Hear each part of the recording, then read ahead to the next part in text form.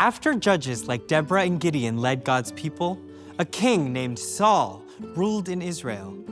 It was a time where being the biggest made you the best.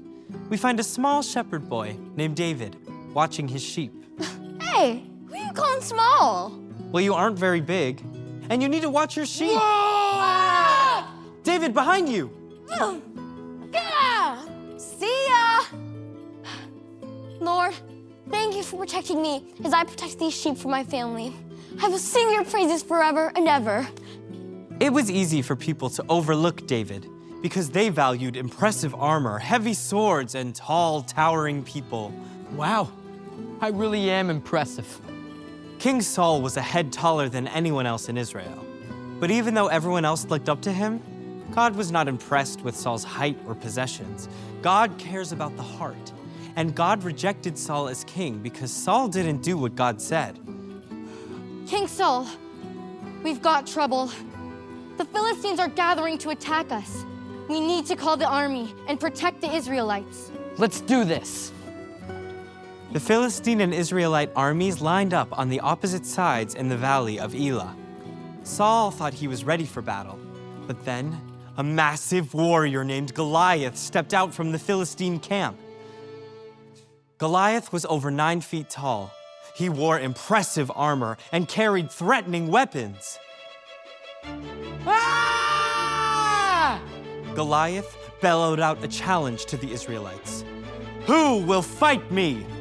Choose a man. If he defeats me, we will serve you. But if I win, you will be our slaves.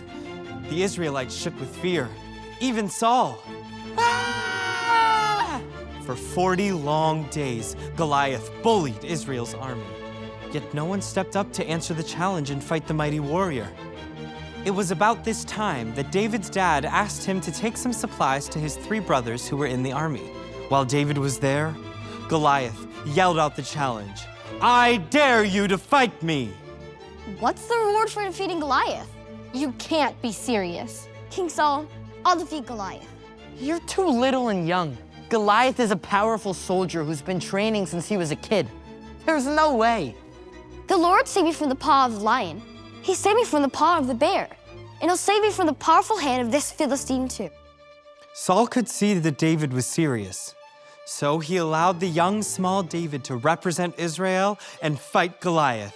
First thing, let's get you dressed for battle. Here, you can take my armor.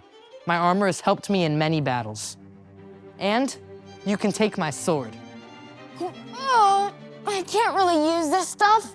It doesn't fit me, and I'm not used to it.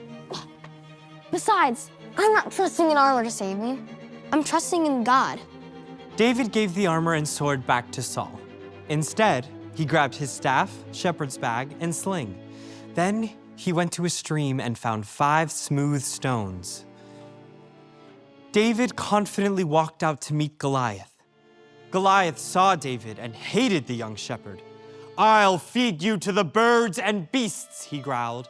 But David replied, You are coming to fight against me with a sword, a spear, and a javelin. But I am coming against you in the name of the Lord, who rules over all. He is the God of the armies of Israel. He is the one you have dared to fight against. David ran toward Goliath, took a stone, put it in his simple sling, and flung it at Goliath. Thunk! The stone struck Goliath in the forehead, and the towering warrior fell down dead. David didn't need a sword or armor. He knew that the battle and the victory belonged to the Lord. Goliath's size and weapons didn't matter against God. In fact, it wasn't even David's skill that made all the difference. It was God's strength and help for David that mattered most. God is all-powerful, and with Him on our side, we can have courage with whatever we face, because God will always be victorious.